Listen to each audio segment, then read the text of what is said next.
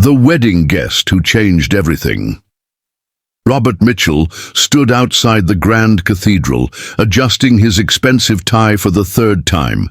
His ex-fiancée Sarah was marrying his former business partner today. The same man who had stolen both his company and his bride-to-be 2 years ago. Pride demanded he attend. Pride demanded he show them he'd moved on. But as he walked toward the entrance, Robert noticed a woman sitting quietly on the church steps. Her clothes were worn but clean, her graying hair pulled back with care. She held a small bouquet of wildflowers she'd clearly picked herself. "Are you here for the wedding?" he asked gently. Eleanor looked up with tired but kind eyes. "I cleaned the church," she said softly. I've never seen a real wedding before." Something in her voice reminded Robert of his late mother, who had cleaned houses to put him through college. Without thinking, he extended his arm. "Would you like to be my guest?" Eleanor's eyes widened. "Oh, I couldn't. I'm not dressed for—" "You're dressed perfectly," Robert said, and meant it. Inside the cathedral, whispers followed them down the aisle. Robert held his head high but noticed how Eleanor's gentle presence seemed to calm his racing heart. She admired the stained glass windows with wonder, pointing out details he'd never noticed despite attending this church as a child. When Sarah appeared in her designer gown, Eleanor leaned over and whispered, "She's beautiful, but she looks so worried. I hope she finds happiness." Robert realized then that he felt no anger, only peace. During the reception, Eleanor quietly excused herself. Robert found her in the church kitchen, washing dishes alongside the catering staff.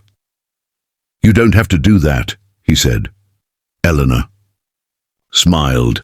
"These ladies have been working since dawn. A few extra hands never hurt anyone."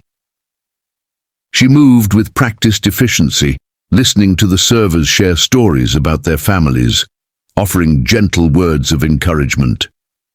Soon, Robert found himself drying dishes beside her, something he hadn't done since childhood. When they returned to the reception, Sarah approached them during a quiet moment. "Robert," she said hesitantly, I owe you an apology." But before Robert could respond, Eleanor stepped forward. "Your wedding was beautiful, dear. I could see how much love went into planning it." She paused thoughtfully. "You know, I've learned that happiness isn't about having the perfect day. It's about choosing to be grateful for each ordinary moment that follows." Sarah's eyes filled with unexpected tears. "Thank you," she whispered.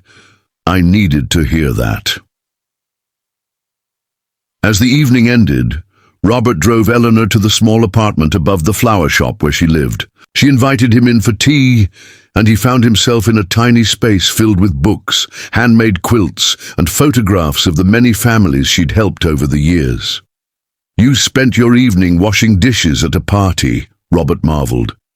Eleanor poured chamomile tea into mismatched cups. "I spent my evening surrounded by good people working hard. That's not a burden. That's a gift." That night, Robert couldn't sleep. He thought about Eleanor's words, her actions, her quiet dignity. The next morning, he found himself at the church again, not for service, but to help Eleanor with her work.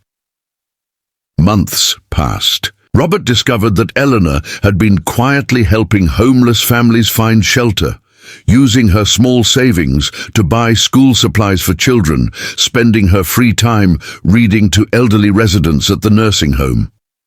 "Why do you do all this?" he asked one day. Eleanor paused in her sweeping. "Because I remember what it felt like to have nothing," she said simply, "and I remember the strangers who helped me when I needed it most." Robert began joining Eleanor in her quiet acts of service. Together, they organized food drives, visited lonely neighbors, and created a small scholarship fund for children who couldn't afford school supplies. 6 months after the wedding, Robert proposed to Eleanor, in that same small kitchen where she'd first served him tea. She said yes with tears of joy, understanding that they had both found something more precious than wealth or status.